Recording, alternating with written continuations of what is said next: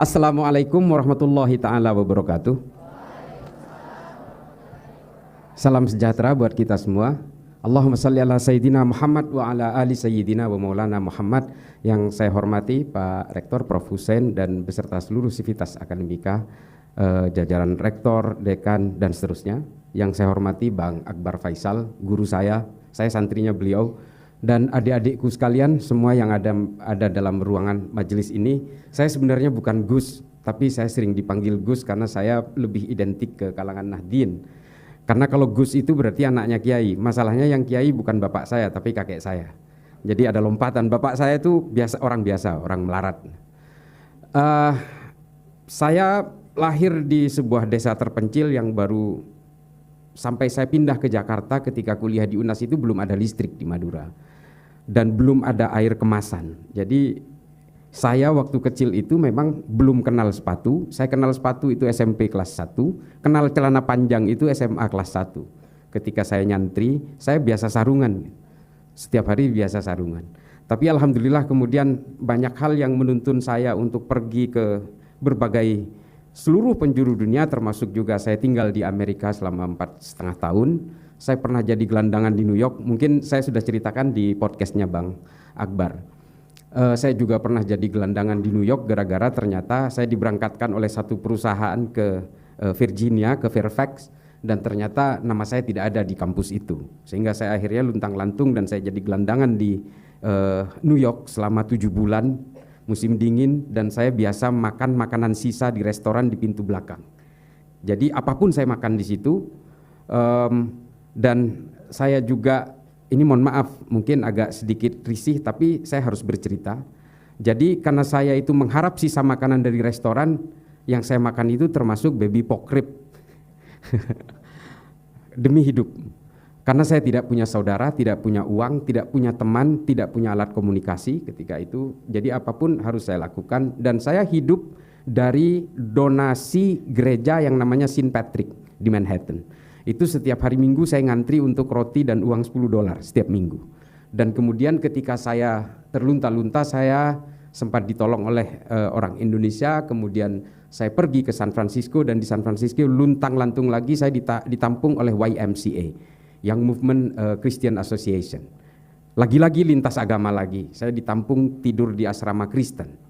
Dari situ kemudian saya belajar bahwa apa yang saya pelajari di Jakarta ketika saya terpapar tentang negara ini harus dikuasai supaya bisa diislamkan semua satu negara ini, menjadi luntur di situ. Saya terpapar oleh Ma'alim fil Thoriq, bukunya Said Qutb ketika saya kuliah, yang mengharuskan saya menjadi toli'ah, kesatuan elit kecil, supaya bisa memantik revolusi dan menguasai negara ini, lalu bisa kemudian mengislamkan seluruh orang Indonesia ini supaya Islamnya sama dengan saya. Itu keyakinan saya ketika saya terpapar Ma'alim fil Thoriq. Nah, di Amerika semua itu kemudian terbantahkan bahwa the world is not only mine. Jadi dunia ini sebenarnya punya siapa saja. Apapun agamanya, semua manusia diciptakan oleh Tuhan yang sama. Yang menentukan keimanan kita adalah di mana kita lahir, dari orang tua beragama apa kita lahir. Dan itu semua bukan kehendak kita. Lalu kemudian untuk apa kita saling membenci? Karena perbedaan-perbedaan keimanan. Dari situlah kemudian konklusi itu lahir. Itulah mengapa saya mengambil filsafat Islam. Saya ingin mempelajari bagaimana pemikiran-pemikiran Al-Biruni, Al-Kindi, At-Tabrizi, Ibnu Rus, Imam Ghazali, dan semua pemikir-pemikir filsafat Islam, bagaimana genealoginya itu terbentuk sehingga mereka menjadi orang-orang yang tidak gelisah oleh keimanan orang lain. Nah, saya belajar di situ, dan kemudian saya juga belajar sejarah juga di situ. Dari sejarah kita belajar apa yang kita harus lakukan hari ini sehingga kita bisa merancang apa yang akan kita lakukan di masa depan. Nah, saya akan bercerita bagaimana dalam konteks Islam kita ini akan hidup hari ini, kita hidup hari ini dan kita akan hidup di masa depan, dan bagaimana generasi mendatang untuk menyikapi itu, termasuk adik-adik sekalian yang mungkin 10-20 tahun ke depan kalian akan menjadi pemimpin dari kami-kami yang sudah reot ini nantinya. Kita semua memang akan mati, karena kita semua hari ini adalah menunda kematian saja. Tapi setidaknya secara pada tataran ukuran logika, kalian itu akan lebih belakangan daripada saya. Nah, oleh karena itu saya akan bercerita terutama merujuk kepada podcast saya dengan Bang Akbar. Saya mengatakan Islam tidak pernah punya sejarah politik yang gemilang. Mengapa saya berani mengatakan ini dan saya berani diserang untuk ini? Karena memang yang memporak-porandakan dunia Islam itu adalah politik. Politiklah yang memporak-porandakan Islam. Dan karena politik dan kepentingan-kepentingan politik itulah umat Islam terlibat dalam pembunuhan sesama orang Islam dan terlibat perang dengan sesama orang Islam. Bahkan orang Islam demi politik bisa membunuh puluhan juta orang di mana-mana. Ini yang harus saya jabarkan. Oke, banyak orang yang berkata bahwa ada satu prestasi gemilang dalam Islam ketika Muhammad Al-Fatih menaklukkan Konstantinopel yang sebelumnya dikuasai oleh Kekaisaran Bizantium, notabene dalam hal ini orang-orang Romawi. Tapi apa yang tersisa setelah itu? Tidak ada. Apakah kekuasaan politik Islam di Eropa kemudian menyisakan orang-orang Islam dan kejayaan Islam hari ini di Eropa? Tidak juga. Apakah kekuasaan politik Islam yang menguasai mulai dari semenanjung Iberia sampai ke pinggiran Portugal, sampai ke Santorini di Yunani, sampai juga ke arah selatan, ke pinggiran kota Toulouse di Prancis, itu juga merupakan prestasi Islam? Tidak. Kelompok-kelompok Bani Umayyah yang dipersekusi oleh Bani Hashim dari Arab yang kemudian mengakar politiknya di Eropa itu pada dasarnya adalah memperlebar kekuasaan dengan membunuh 20 juta lebih orang Eropa. Setelah berkuasa selama 600 tahun di Eropa, apa yang tersisa? Setelah politik Islam tumbang di Granada pada abad ke-14, apa yang terjadi? Tidak menyisakan satu pun keimanan di sana. Secara genetik, satu pun tidak ada. Yang disisakan adalah apa? Dendam-dendam dan brutalitas orang Kristen terhadap orang Islam yang mempersekusi sejadi-jadinya terhadap orang Islam hingga orang Islam terlempar ke Mediterania.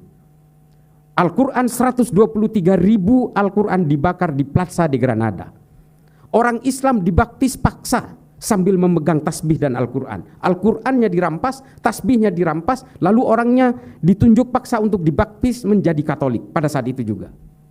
Sehingga hari ini tidak ada satu genetik pun yang disisakan oleh keimanan Islam di Eropa karena persoalan-persoalan politik. Kalau hari ini ada orang Kristen di Eropa, itu imigran, pengungsi, atau akulturasi, atau mu'alaf yang karena perkawinan dan sebagainya. Tidak ada satu pun yang disisakan. Kalau kita lihat masjid-masjid di Eropa, terutama di daerah-daerah Spanyol hari ini, itu adalah bekas bangunan masjid yang kemudian hari ini dikonversi menjadi gereja. Menara-menara yang dulu tempat azan sekarang dikasih lonceng dan sebagainya. Artinya apa di sini? Islam tidak pernah berjaya secara politik. Dan Islam tidak bisa dijayakan lewat jalur politik. Karena kalau lewat jalur politik, maka akhirnya Islam akan ditaklukkan oleh penakluk berikutnya. Demikian seterusnya. Karena dalam politik, persoalan-persoalan politik akhirnya akan runtuh oleh penaklukan-penaklukan. Demikian seterusnya. Betapa hebatnya Bani Abbasiyah yang berkuasa dengan Baitul Hikmah yang luar biasa, kemudian runtuh oleh penakluk dari Mongolia. Dan selesai semuanya. Lalu muncul kemudian pemikiran-pemikiran kebangkitan politik yang tidak sanggup untuk men-trigger kebangkitan politik itu lagi. Yang akhirnya sanggup untuk membangkitkan politik Islam itu akhirnya tetap satu faktor saja, ilmu pengetahuan. Dengan ilmu pengetahuan Islam menjadi jaya, dia tidak terlibat dalam sektor-sektor wilayah, batas-batas negara dan sebagainya. Dia betul-betul no boundaries, borderless. Dan kemudian ilmu pengetahuan dalam Islam ini mengilhami ilmu pengetahuan dari seluruh dunia dan kemudian Islam menjadi kontributor utama dalam peradaban manusia. Ini mungkin kita tidak pernah tahu karena kita tidak pernah baca sejarah. Bagaimana tulisannya Ibnu Khaldun dalam Al-Muqaddimah mengilhami John Locke, John Maynard, Adam Smith untuk merumuskan teori-teori ekonomi dan demokrasi modern hari ini. Tulisan-tulisan Abu Bakar Ahmad Ad-Dinawari dalam Al-Mujalasa wa Jahirul Ilmi mengilhami Jürgen Habermas untuk merumuskan teori Verfassungspatriotismus.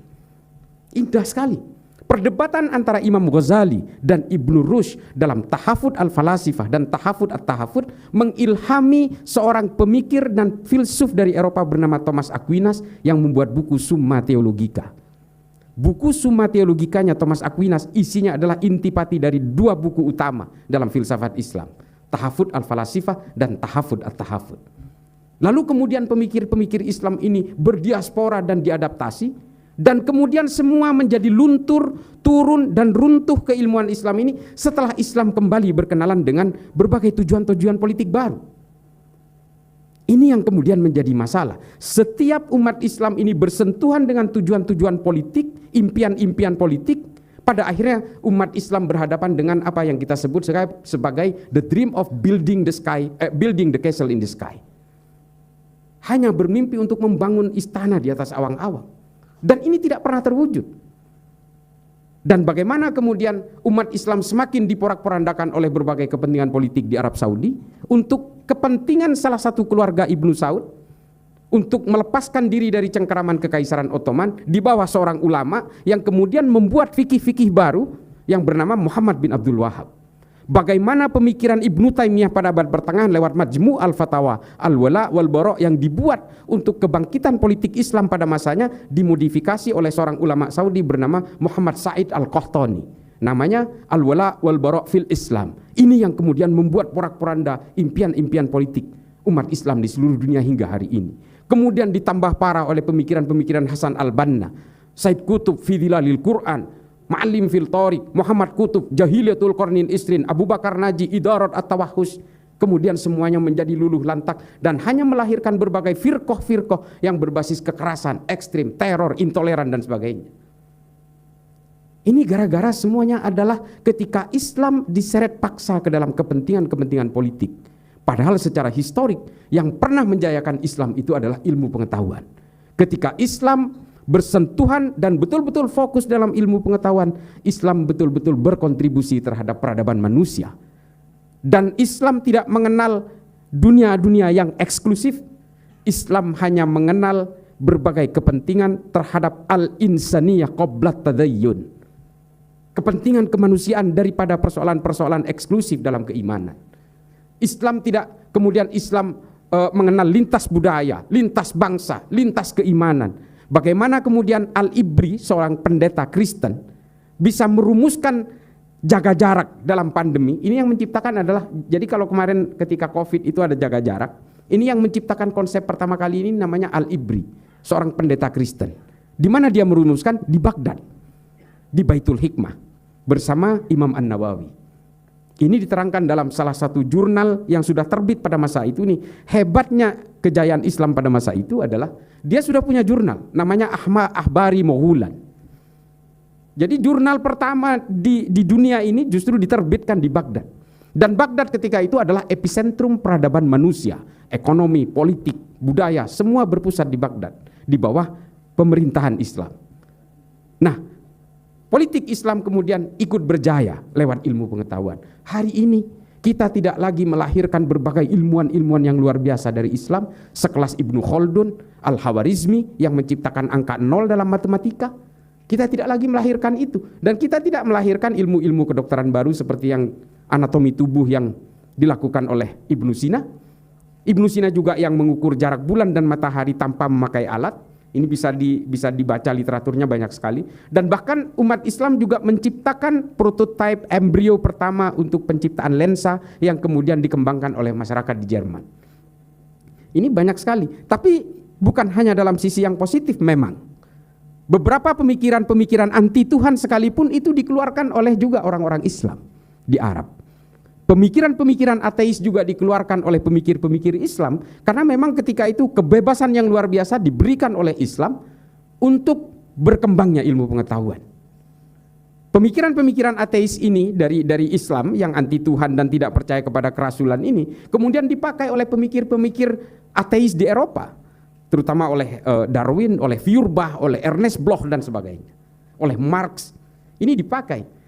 Jadi pemikir-pemikir ateis pertama di dunia ini justru berawal dari pemikir-pemikir Islam juga. Ini bukan saya ingin memberitahu bahwa Islam tidak sebagian orang Islam tidak percaya Tuhan, bukan, tapi betapa hebatnya pemikiran Islam ketika ruang ilmu pengetahuan itu betul-betul diberikan seluas-luasnya.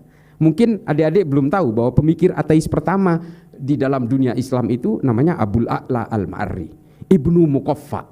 Ada juga yang namanya Abu Bakar Razi. Ini adalah pemikir-pemikir ateisme pertama.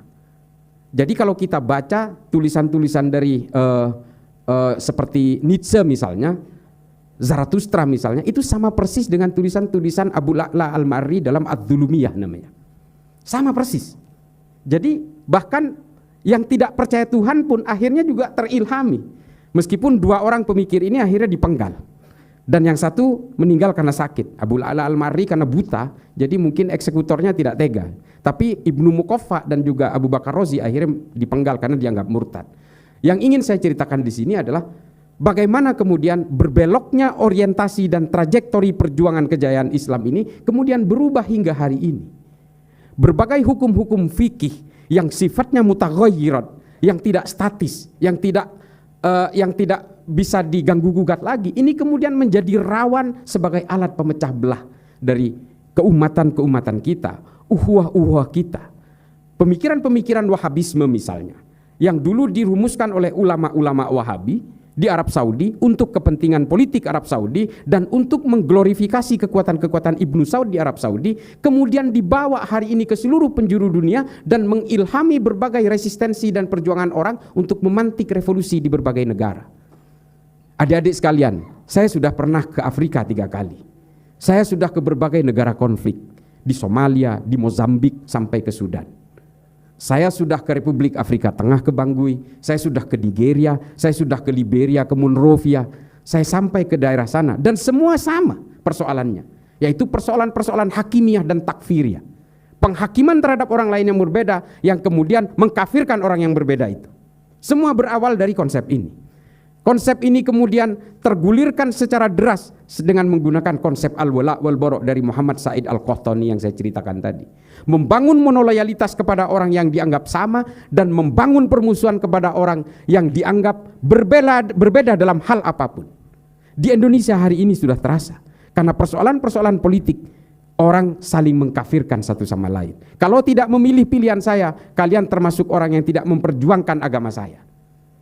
Nah, ini ketika agama sudah diseret paksa ke jalur politik, ini bisa memantik permusuhan, perpecahan hingga jalur-jalur kekerasan.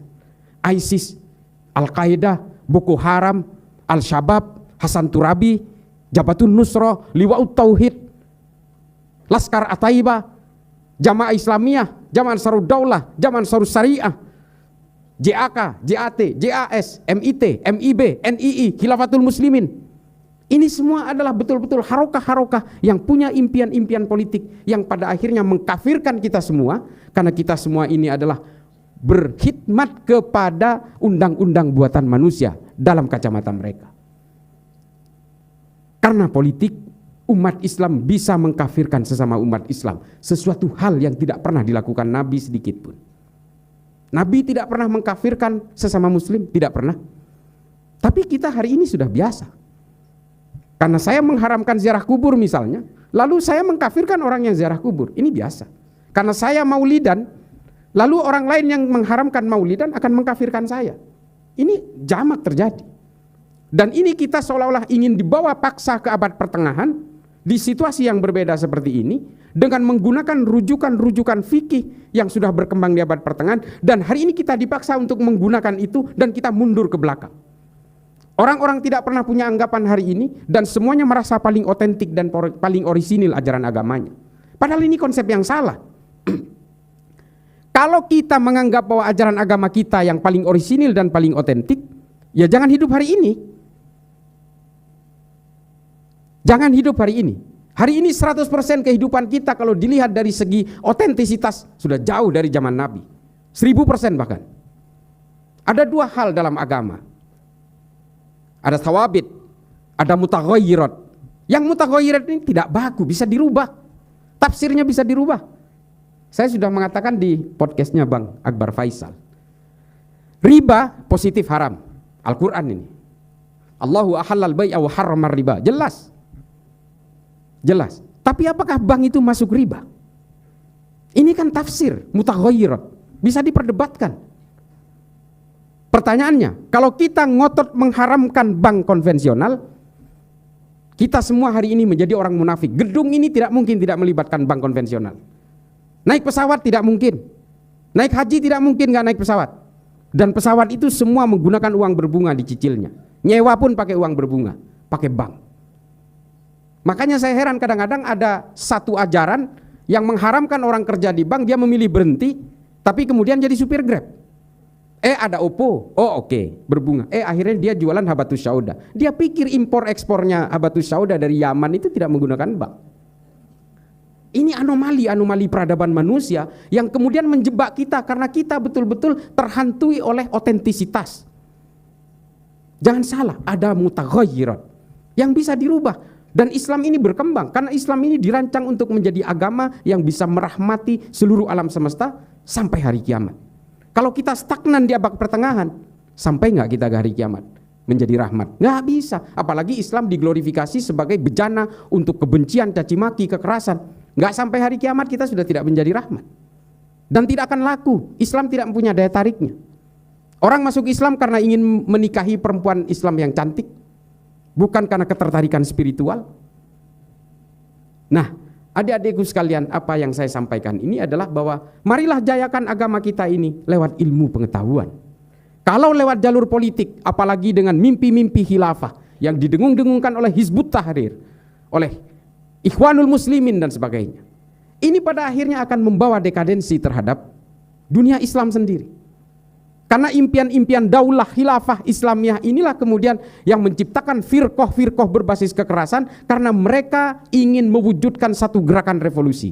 Seperti yang ditulis oleh Said Qutb dalam Ma'lim fil Thariq. Perlu saya kasih gambarannya, kalau ada yang belum tahu tentang Ma'lim fil Thariq. Kenapa saya kemudian sadar bahwa saya ini betul-betul dibohongi oleh Ma'lim fil Thariqnya Said Qutb. Setelah saya baca bukunya Lenin, namanya L'état et la Révolution, State of Revolution. Ternyata Said Qutb membuat Ma'lim fil Thariq itu sama persis dengan State of Revolution-nya Lenin. Cuma yang ini versi Islam, ini versi komunis. Itu aja. Kalau di dalam Lenin itu istilahnya revolusi, kalau Said Qutb mengistilahkan dengan jihad. Kalau Lenin mengistilahkan sebagai vanguardism, avant-garde, kesatuan kecil sebagai motor pemantik revolusi, kalau di dalam Ma'lim fil Thariq disebut dengan toli'ah. Protokol-protokolnya sama, tahapan-tahapan marhalahnya sama. Semuanya sama, revolusi mental dan revolusi akhlak sama. Dan penguasaan-penguasaan negara sama, tekniknya sama. Lalu saya kemudian berpikir, Said Qutb ini adalah politisi, bukan seorang ahli agama. Lalu saya pelajari juga fi Dhilalil Quran, bagaimana dia melencengkan terjemahan Al-Quran tentang Al-Maidah ayat 44, Al-Baqarah 29, Al-Baqarah 341 dan sebagainya. Saya kemudian berpikir, ini politisi ternyata. Dari situlah kemudian trajektori Islam berubah arah, dan hari ini kita betul-betul menjadi pion-pion mainan-mainan politik global. Operasi intelijen semua terjun ke Indonesia. Setelah mereka melewati Timur Tengah, Asia Selatan dan sebagainya, mereka memantik Abu Sayyaf, gerakan Thailand Selatan. Bagaimana konflik Tamil dan Sinhala dibuat oleh intelijen-intelijen Barat. Ini saya tidak tabu untuk mengatakan ini. Karena Indonesia ini menjadi melting pot dari berbagai operasi intelijen dari seluruh dunia. Karena mereka tahu bahwa Indonesia ini punya natural resource yang luar biasa, sehingga Indonesia ini akan menjadi pertarungan berbagai proksi kepentingan global untuk di masa depan. Nah, adik-adik sekalian, kalian ini tidak gampang menjadi generasi muda. Karena bagi kelompok-kelompok pengusung ideologi transnasional ini, kalian adalah investasi masa depan. Semua ideologi ingin menjaga supaya ideologinya tetap hidup. Dan tumpuannya ada di kalian. Kalian adalah targetnya, kalian adalah sasarannya. Dan kalian kampus-kampus seperti UNM, naudzubillah min dzalik, ini adalah jadi target-target sasaran mereka. Kalau di kampus-kampus hari ini banyak sekali gema pembebasan dan sebagainya, yang menyuarakan bahwa solusi dari semua persoalan politik, ekonomi dan sebagainya, budaya adalah khilafah. Kalau soal khilafah nggak usah kita bahas. Adik-adik tinggal baca aja cuitan saya di Twitter. Islah_Bahrawi. Di Instagram juga Islah_Bahrawi, baca aja soal khilafah. Debatnya 6 hari 6 malam saya jabanin. Saya ingin membuktikan bahwa khilafah itu bukan buatan Tuhan. Itu buatan bangsa Romawi. Namanya Respublika Romana, yang kemudian di Islam dikenal dengan sistem syuro.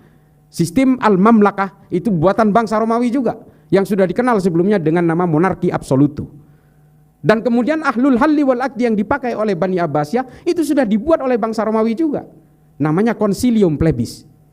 Lalu kemudian oleh Hizbut Tahrir hari ini dikatakan ini buatan Tuhan, ini wajib. Persoalan yang paling mendasar yang dilakukan Hizbut Tahrir adalah ruang-ruang politik dianggap sebagai akidah. Padahal ini fikih. Dan yang menganggap politik itu adalah akidah hanya kelompok Khawarij. Itulah mengapa mereka berani mengkafirkan Sayyidina Utsman dan kemudian dibunuh, berani mengkafirkan Sayyidina Ali kemudian dibunuh, berani mengkafirkan Sayyidina Hasan, Sayyidina Husain, dan berbagai perang yang diciptakan oleh mereka. Ketika politik dianggap sebagai akidah, maka yang terjadi adalah kekerasan, peperangan, saling membunuh satu sama lain tanpa peduli batas-batas keimanan sekalipun. Kelompok-kelompok teror yang ada di dunia hari ini, termasuk kelompok-kelompok teror yang ada di Indonesia hari ini, tahu mereka, kita ini Islam semua. Tapi kan Islam kita berbeda dengan mereka. Inilah kemudian yang menjadi perhatian dari kita, bahwa ketika kita sudah diracuni oleh mimpi-mimpi politik, kita sudah diracuni oleh politisasi agama, yang terjadi apa? Kita saling mengkafirkan dan bermusuhan satu sama lain, meskipun keimanan dan agamanya sama, tafsirnya sama. Yang paling terakhir akan saya contohkan, mengapa saya lebih ngotot untuk memajukan Islam lewat ilmu pengetahuan. Hari ini kita tidak lagi melahirkan Ibnu Sina, kita tidak lagi melahirkan berbagai pemikir-pemikir yang brilian, polimath di dalam Islam. Tabrizi tidak kita lahirkan, Imam Ghazali tidak kita lahirkan, Ihya Ulumuddin kita tidak lahirkan lagi, Al-Mustadrak ala Sahihain tidak kita lahirkan lagi, Al-Mujalasah wa Jahirul Ilmi, Al-Muqaddimah, Al-Ibar tidak kita lahirkan lagi. Yang kita lahirkan hari ini adalah Abu Bakar Ba'asyir, Osama bin Laden, Aiman Al-Zawahiri, Abu Bakar Al-Baghdadi, Oman Abdurrahman, Fauzan Al-Ansori. Itu yang kita lahirkan hari ini, yang hanya sanggup menjadi ideolog-ideolog kekerasan, hakimiyah dan takfir kepada orang lain. Kita tidak lagi melahirkan berbagai pemikir-pemikir yang lebih memikirkan tentang bagaimana peradaban manusia tidak keluar dari maqasidus syariah. Tidak lagi. Yang kita pikirkan hari ini adalah bagaimana cara menguasai Indonesia, lalu seluruh orang Indonesia bisa kita kendalikan menjadi homogen semua. Ini adalah efek dari politisasi agama. Kita lalai dengan ilmu pengetahuan, sehingga apa? Kita masih sibuk dengan debat-debat soal fikih recehan. Elon Musk sudah mikirin soal Mars.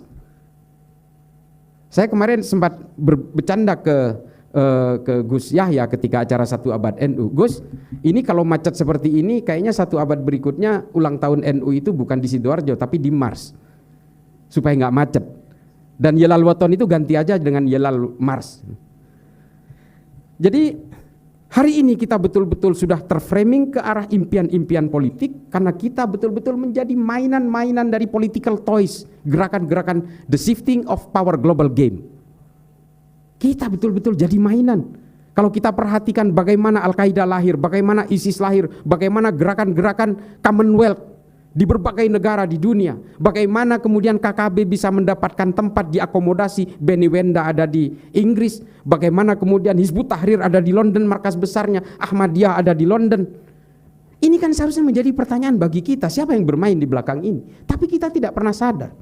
Dan mengapa kita mudah sekali dibuat mainan oleh berbagai kepentingan global? Karena kita terlalu bodoh. Karena kita masih bisa dibuai dan bisa dihipnotis dengan mimpi-mimpi politik tadi. Andai kita bertumpu kepada ilmu pengetahuan seperti pada zaman abad pertengahan awal dulu, lain ceritanya. Kita justru bisa menjadi trajektori dunia. Dan kemudian Islam kembali kepada daya tariknya. Karena dengan ilmu pengetahuan, Islam kemudian betul-betul bertumpu kepada kemanusiaan dan kedamaian sesuai dengan fitrah lahirnya. Tidak mungkin agama ini diciptakan oleh Allah untuk supaya kita saling membenci satu sama lain. Sangat tidak mungkin. Setiap agama diturunkan Tuhan pasti supaya menertibkan manusia dan supaya manusia bisa menjunjung tinggi kedamaian. Betapa pedulinya Allah terhadap kedamaian di antara semua manusia, sehingga diturunkan nabi baru, agama baru, kitab suci baru. Demikian genealoginya secara terus-menerus. Ketika manusia lalai dalam kemanusiaan dan kedamaian, lalu kemudian Tuhan menurunkan agama baru, nabi baru, dan kitab suci baru. Demikian seterusnya hingga ke Nabi Muhammad dengan Al-Quran. Kalau kemudian kita merasa berislam hari ini, tapi kemudian kita masih gelisah oleh keimanan orang lain, kita masih membenci orang lain karena berbeda, berarti kita sudah melenceng dari fitrah kelahiran agama itu sendiri. Dan inilah tafsir yang menyimpang itu. Islamnya benar, sudah benar sesuai fitrah lahirnya. Tafsirnya yang dibuat menyimpang dan menipu kita semua hari ini. Saya kira begitu, mudah-mudahan kita bisa lanjut ke dalam diskusi nantinya. Mudah-mudahan ini bisa menjadi manfaat bagi saya pribadi yang fakir ilmu ini. Akhiran, ihdinas siratal mustaqim, wallahul muwafiq ila aqwamit thoriq. Wassalamualaikum warahmatullahi taala